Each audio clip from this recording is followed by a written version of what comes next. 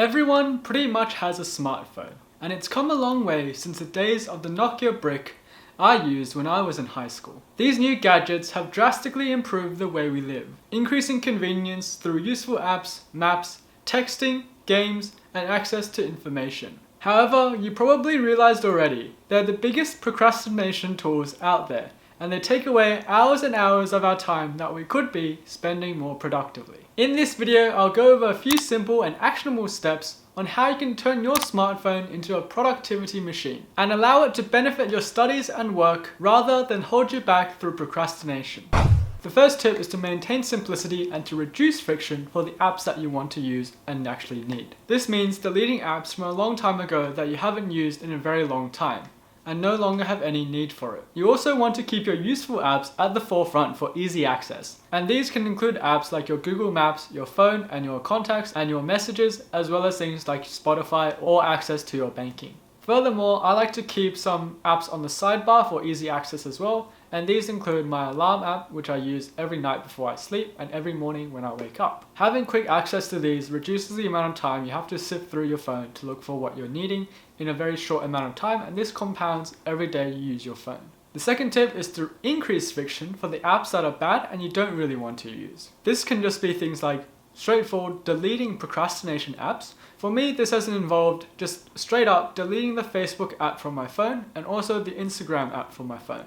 So if I ever wanted to access these, I'd first have to swipe up and then find my Google Chrome app and then search Facebook or Instagram from there, which is just an additional step to try to stop me from using these apps in the morning when I wake up. For other apps, for example Snapchat and Google searches, which I sometimes will need to talk to friends or just search for important things on the internet, what I would do is, instead of deleting them right away, I'd move them somewhere into my phone, not from the home page, and hide it somewhere so it's a few more steps before I can actually access it. And then I've also just straight up deleted pretty much all of my games, so if I did want to play a game just because I felt like it and was bored or was wanting to procrastinate, then I'd have to re-download the whole game, log in again and everything like that to get my progress back.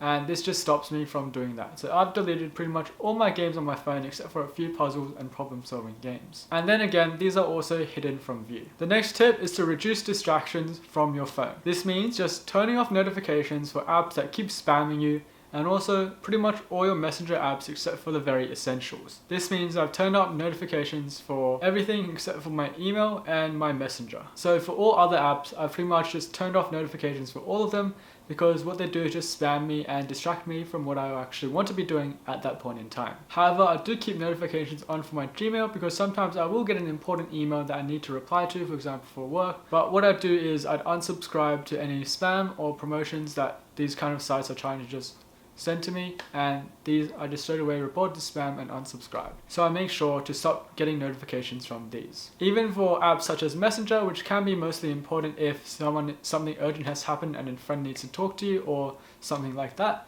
there are other times when things aren't very essential. So what you do then is make sure you mute those conversations to stop getting notifications from them all the time that just distract you from your work or your studies. An example of this is just my chat with Dineth, and because he just sends me all this random useless stuff all the time, he's muted indefinitely. So those are the steps that I use to turn my phone into the productivity machine that it is. Hopefully you guys can take something out of this video that you'll implement into your own phone setup and turn it into a productivity machine as well. This means you'll just be spending less time being distracted and just procrastinating and working on the things you actually want to be doing. If you found this video helpful, then make sure to give it a big like and subscribe to this channel to not miss out on my future content where I share tips on studying productively, tech, and uni life. As always, take care and I hope to see you guys in the next video.